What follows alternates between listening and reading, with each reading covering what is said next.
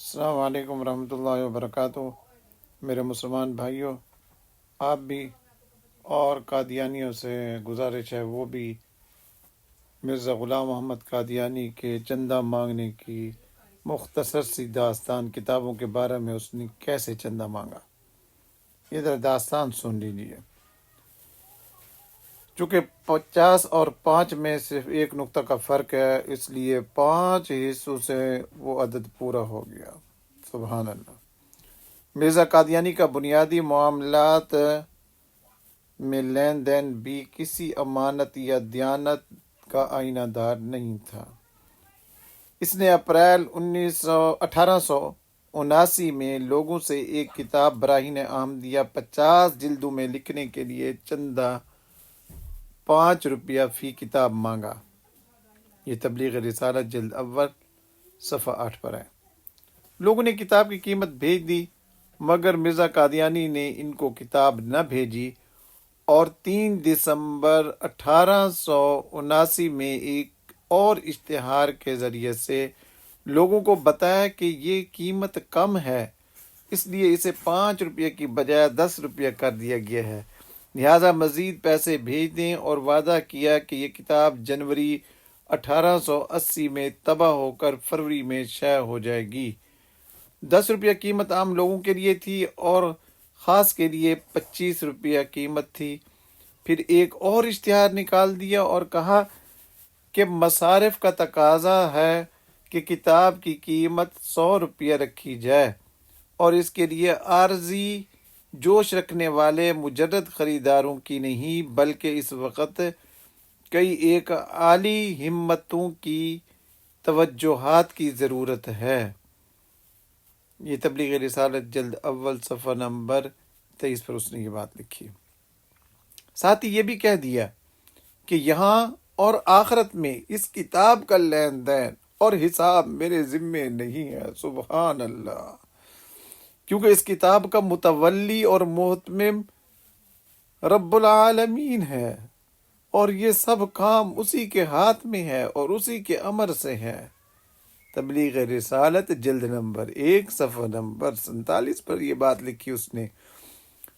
جب مرزا یہ سارا کاروبار خدا کے سپرد کر کے خود اس میں سے نکل گیا تو خریداروں میں ہلچل مچ گئی اور بے حد مشتعل ہو گئے۔ انہوں نے کہا یہ کیا بات ہوئی؟ خود دربیا سے نکل گیا، کہتا ہے اللہ تعالیٰ متولی ہے، جس نے مطالبہ کرنا ہو اللہ تعالیٰ سے کرے۔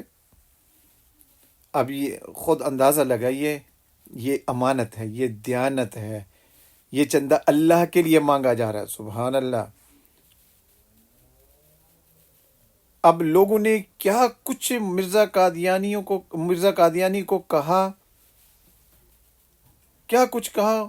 خود مرزا قادیانی کے الفاظ میں بیان کرتے ہیں کہ مرزا قادیانی خود جس کا اقرار کر رہا ہے کہ مجھے لوگوں نے کیا کچھ کہا، کہتا ہے کہ ان لوگوں نے زبان درازی اور بد زنی سے اپنا نامہ اعمال کو سیاہ کر دیا، اور سیاہ کرنے میں کوئی دقیقہ سخت گوئی کا باقی نہ رکھا۔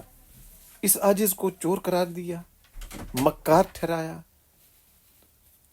حرام خور مشہور کیا، حرام خور کہہ کر نام لیا، داغا باز نام رکھا، اور اپنے 5 روپے یا 10 روپے کے غم میں وہ سیاپا کیا گویا تمام گھر ان کا لوٹا گیا۔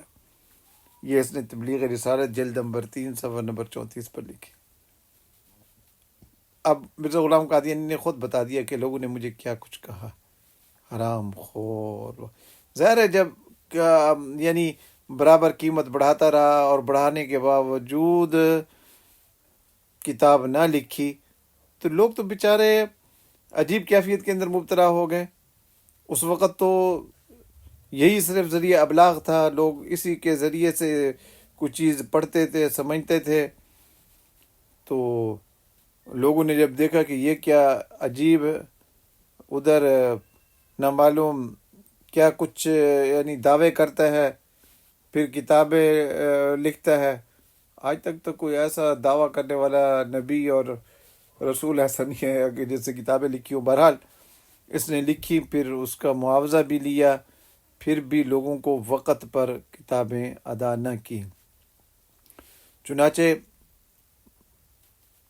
براہین احمدیہ 1879 میں شروع کی تھی، 1884 میں اس کا چوتھا حصہ شائع کیا اس نے۔